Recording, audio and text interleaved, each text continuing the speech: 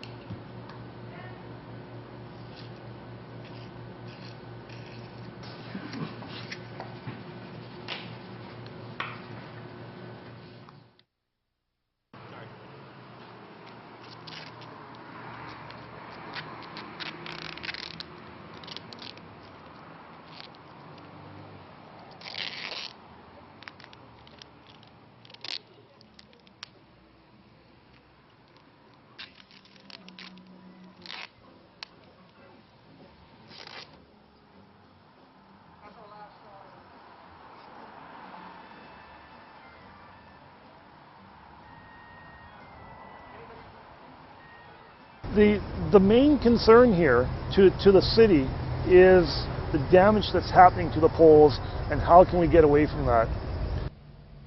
Well, I poster primarily for my shows.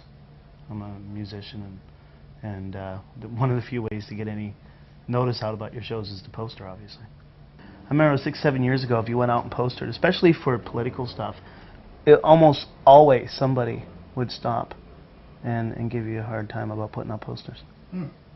Yeah, there was a sense that you were doing something wrong, you were breaking the law, or there was something, you know? You're defacing. Yeah. I mean, and I'm not talking about putting your posters up on people's property, but on the poles. This? About 7 years now. Have you noticed any changes? Yeah, I noticed that it's getting to be a lot more. Well, they figure it's their right. They say, I've had people say, well, it's my right to post my view on a pole. Well, maybe you're right, but it's not your pole. It's everybody else's pole, too. You know? Of this is... It just doesn't seem to be an answer right at the moment. I think the only answer we've got that we're trying now is painting the poles with an expensive paint to stop the damage of it, of the destruction of this. Yeah, I don't have any answer for it. They're going to do it. They're going to do it. But it's on there.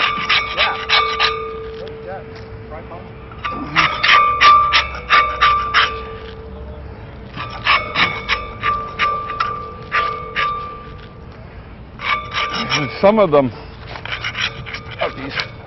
these posters are vinyled.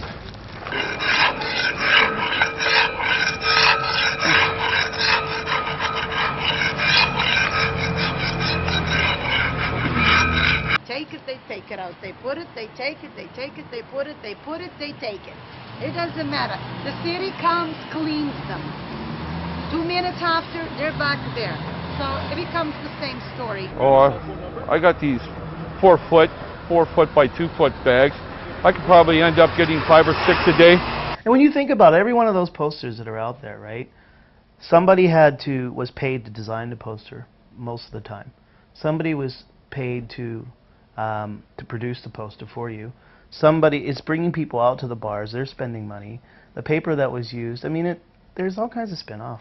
In Canada, over the last 5 to 8 years, we've seen sort of the media become highly concentrated. Ownership of the media become highly concentrated, which even includes community newspapers.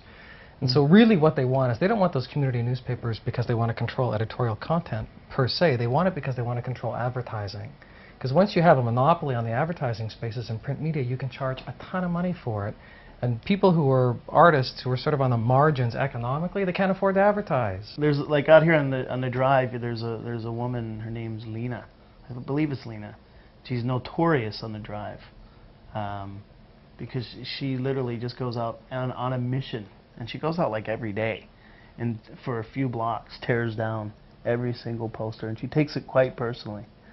You know, postering is some sort of personal slight to her. Just pasting it all over, and they call them posters, and they're not posters. A poster is a specifically designed object to be put in a frame out of the rain, and so you can see it in a subway, or you see them coming up and down the subway. Look at the pole. You want that in front of your business? Yeah. You know? And some of the posters that they put on there, they can be offensive.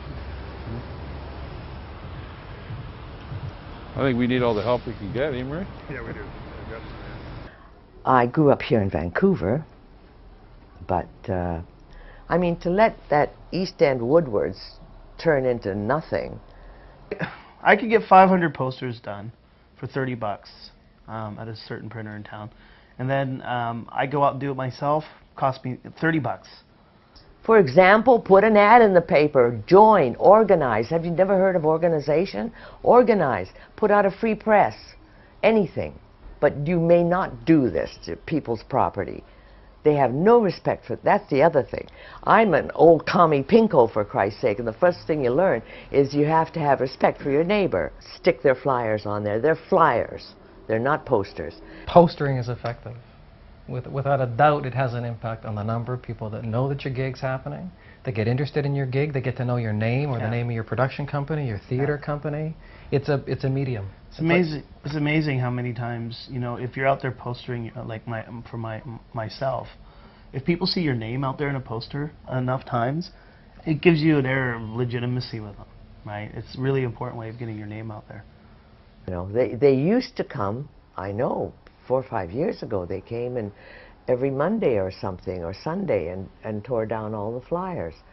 And then within 5 minutes, of course, they're up again, And also I mean, you know, these bus stops that they used to have for that they're gone now because they're putting new ones up. They'd paste all over that. I mean, I try not to be obsessive about it. I really try not to be obsessive about it. And like, they're sitting there now. There's 4 or 5 days work of shit on those things, you know. It's just too much. Like this, I just cleaned this the other day.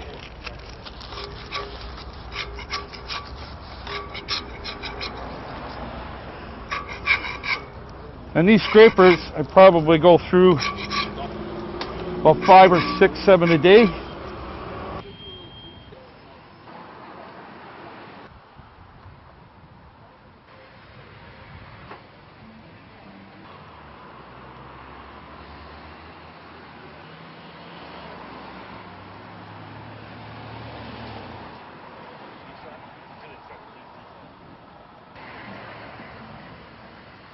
Do they give you enough room?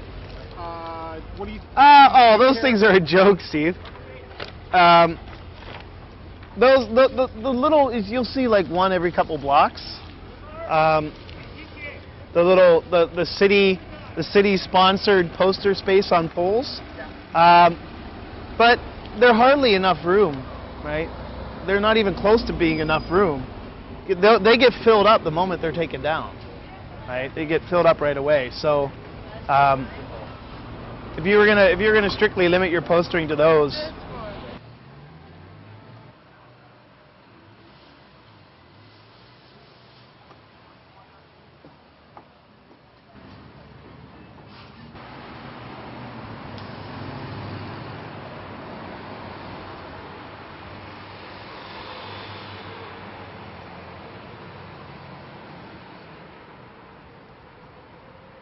I mean, the best measure of the effectiveness, I think, of postering is if you go out now and if you spend enough time, you'll come across corporate posters now. It gets their information off a lamppost. It's got to be brain damaged. I don't care. It has nothing to do. If you want to go to the theater, you know how to find out where to go to the theater. If you want to go see a musician, you know how to find it. What is the point? No one in the world is entitled to do. You don't do this in a serious city. You do not do it because the real estate is too expensive. They can't tolerate it. It's not done. It's just not done. Besides, everybody there in New York, London, or Paris knows where to go and how to do it and where to find the information. Say, you know, on a good day, probably 50, 60 polls, and on a tape day, you'd be lucky to get 20, 30. But I really wanted to be an artist. And I was fascinated with theater. I had a teacher that taught me how to speak properly. There was a bit of a ruckus in Hollywood at the time because there was the Un-American Committee and all our friends were being blacklisted. And I wasn't quite aware what was happening. But anyway, everybody was going to Europe. I wanted to go to Europe too because I wanted to see the paintings. So I took boy husband and I said, I'm going to Europe. And off we went to Europe, Paris, which was a revelation. Paris is absolutely marvelous. I did theater in Paris, the American Theater in Paris on the Boulevard Raspail. We did 3 one-act plays. It was wonderful. I studied as best I could, and then I went down to Rome, to the Rome Academy. I came to New York in '63, where I always wanted to be anyway, because you're really North American. You learn that when you're abroad, you really do. Yourself covering territory that had already been covered, because in a way abstract expressionism was a kind of revolutionary if you discovered something, and then that stayed, you see. And it wasn't until, and I had some good exhibitions in New York and up and down the Eastern Seaboard at different universities. They even bought some of my work, because by that time I was going into 3-dimensional things like the ones down in the studio. And I remember when I had won a scholarship to go to Provincetown, which is beautiful. The Eastern Seaboard has no comparison to the West Coast. we're on the wrong side of the light or something. The sun is in the wrong, I don't know, it doesn't work. And ambient light is something quite marvelous. Well, I went in there because my goal had always been to be an illustrator in Vogue or Harper's Bazaar or something like that, commercial artist. And I was busy in life class, you know, painting this nude and catching the highlights and all of this, and having a marvelous time. And then my teacher came by and said, I'm sick of your pretty pictures. And you can only use 3 colors, and here's some paper. And I thought, oh my God, what do I do now? You know, it's terrible. But I caught on very quickly. I mean, it does open your eyes. You go through all the, what makes an image and all that, you know, what kind of painting is it? And the whole idea was to avoid sentimentality and illustration, which I loved. I mean, you could go into a gallery and there were 5 people there and the artist, and you could talk to the artist. And then sometimes the gallery is full of typewritten pages of theory. I mean, I'm so old-fashioned, I really like to see something. All the creative energy behind what the posters represent, because each poster represents usually a group of people's creative outpouring, right? It's like spoken word or fiction or theater or music, but it's original. The abstract expressionists, I mean, they were really wonderful. I loved them. But this whole idea of just a bare canvas with all one color, it's okay, but it doesn't, you know, you can't imitate it because it's already been done, and besides, all artists are different. It depends on your sensibilities, you know. I like to see something, even if it's just that, you know. I mean, that to me is the whole thing with art. And it was so boring, I opened up a gallery with my sister down there on Commercial Drive, which is now Kevin's place. There isn't that kind of atmosphere or drive that there is back east in terms of art. They either like it just completely decorative, which is all right, there's nothing wrong with that. And everybody, there's no that conviviality that you get, a conviviality with culture, you know, just with artists and galleries that you have back east. It just doesn't, I don't know why. Perhaps it's myself. I don't drive a car, and I don't go seeing these people or anything. I see them at galleries and stuff like that, and it's very, I think West Coast people are very closed in, and I don't know why, because I like it the other way around. Mm-hmm. I like a serious big city with lots of museums, lots of activity, lots of theater, lots of cinema. First of all, they were more citified. In the middle of the Depression they were, and people were still more geared to a public sort of life. Then everybody, I came back here, everybody moved out to the suburbs, and they called us the inner city. Well, there isn't any inner city. It's either a city or you're not in the city. If you're not in the city, then you don't live in the city. And for some reason, the developers and all these people just ignored the city, I think. The advertising of your own property, and you still can't do whatever you want there. You can only put up a certain side of sign or whatever. That's normal. I mean, you can find that in any city. It's this defacing of property and not distinguishing anything, you know, just pasting it all. We're entitled to do this. They're not entitled to do that.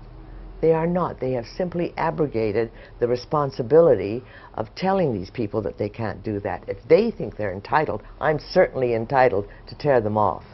Mm-hmm. And that's my argument about that, apart from which it's witless. I can't stand witless behavior. It's absolutely witless. Nobody reads it. They just think they're doing something good, you know, by some kind of self-fulfillment. I just feel like saying, grow up. It makes no difference whether it's that or a graffiti and certainly not on my dumpster. And I mean, it's awful, awful. I don't know. I attribute that to, I think they grew up in a barn. I really do.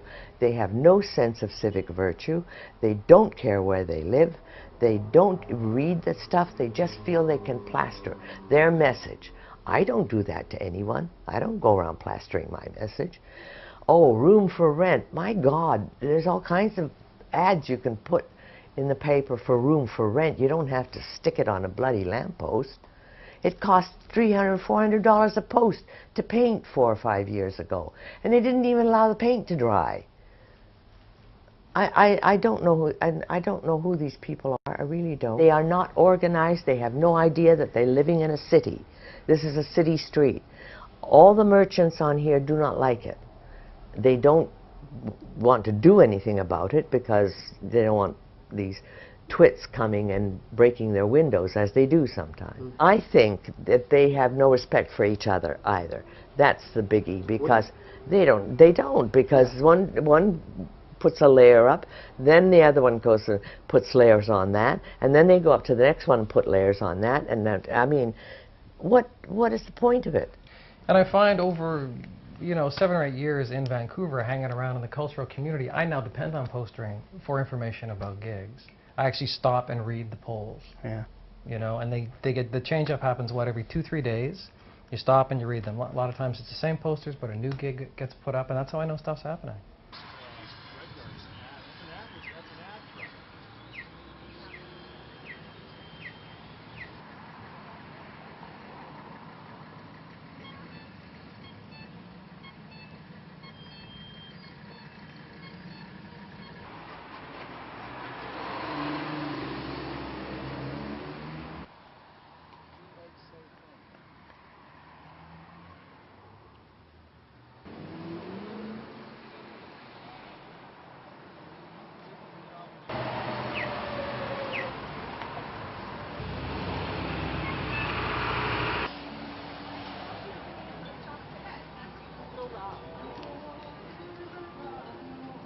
But this is, dear, oh dear, oh What's the typical kind of stuff? This is the typical kind of thing that you do. See, they pile one on top of another. Now, I haven't done this for several days, and look at the kind of mess you get.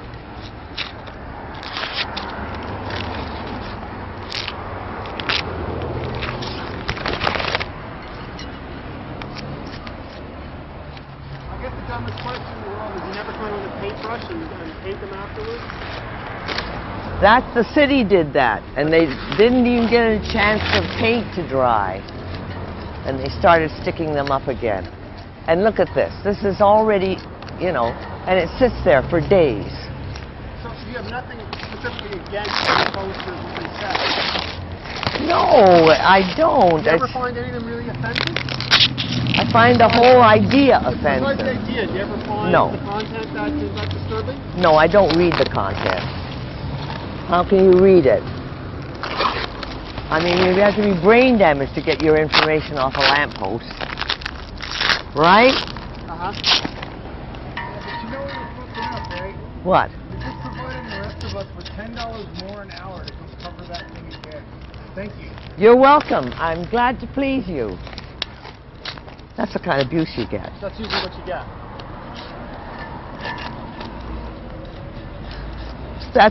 That's the kind of public-spirited soul, you know. Because all the buildings are museum pieces, mostly. And they take pride in where they live.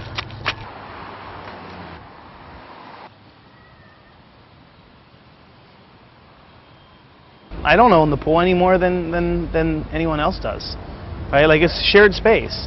You try to work with each other. That's free. They do not pay a cent to be out here. The Straight doesn't. None of the newspapers do. I worked at Terminal City Magazine. Okay. Right? You don't pay to have these boxes out here. Most of these shows, June 14th, June 19th, June 15th, these are all happening, right? These are all happening right now. so I can't poster over them. The posters are full. So in an instant like that, I just wander over here to the West Ender box, slap a little glue on there, because I hate the West Ender anyways. I think it's one of the worst newspapers in town. There we go. Beautiful. And that'll stay up for quite a while, actually. I got a good eye. They don't live here. They march in. They don't look at that shit every day. You know, they come in and they do all that. And then they walk away and think they've done something. Say that. I can stand there and say, God is watching you. Are anybody going to listen to me? No. That's ridiculous. That's a ridiculous thing to say. That just means you're standing in the street yelling at passers-by and nobody's listening. You can do that in Hyde Park in London too and nobody listens. But that's absurd. Just because you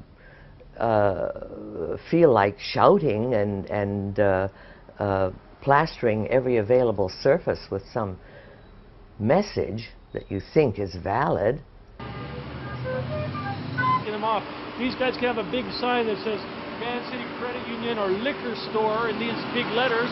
That's okay to have everywhere, but you can't have a little poster saying, hey, I'm Big D, I'm playing my flute, and I'm down here, you know, playing at the Wise Hall or something. No, that's not, we can't have that, so they come and scrape it all off. Fidel in the Cuban Revolution. Where were you when he needed you? Hey, lady, what are you doing? I'm on camera. That's so Say something great. to the camera. I'm a good, aren't I? You're beautiful. So what's she doing? I don't have a problem with this. You know, I look at this and I say, great, this is an active community. There's lots of people doing stuff. There's lots of shows. There's lots of things going on. I say, great. You know, it indicates that there's lots of stuff happening. People aren't staying at home staring at their television sets, right? I want to see. I don't have a problem with this. This is great. I mean, that's the reason I help hosting for my shows, right? Hey, how are you? You postered? Yeah, you're from the Doers.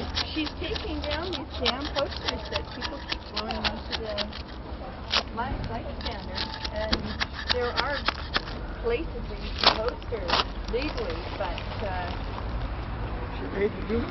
no, she does it in Vancouver. So she got a clean post? Yeah. Then she'll race over to the nearest recycling bin and dump it in. Okay, she got paid for it? No, that's Charlotte City. Awesome. That news on the worth standing there. Smart ass. He thinks, oh God, Yeah. it's He pathetic. just doesn't get it. He doesn't get it at all. I don't think so. See that? Oh, yeah. Do you think anybody's read any of this crapola? I think that was rather good, didn't you? I think that went well, it went well, didn't it? I think that went very well. Yeah, fantastic. It got a little bit of controversy in there. Of course, I was being very polite. I usually tell them to go fuck themselves. I think you did that. Oh, did I? I thought you did, yeah. These people have obviously never lived in a real city. And it's hard to inspire them with any kind of, I keep repeating, civic virtue, because respect for your neighbors, you don't do this, and you don't mess up your own street, you don't do this. They don't know what I'm talking about. So it's a useless conversation, like that stupid woman that was arguing with me, you know. Now, hopefully we'll make a doc and we'll show them. We'll get it through one way or the other. You can't show them anything because this is they've got a bee in their bonnet. Well, it comes down to this not being a real city, and nobody has any idea of a real city. Yeah. So you get a lot of people that make up their own laws, and that to me is not a city behavior. So, you know, you're not being very respectful. Mm-hmm. The idea of being respectful, of course, is just outrageous. Israel out of Palestine, yes. I agree with you, absolutely. I couldn't agree with you more. Very, very beautiful. Oh, See ya.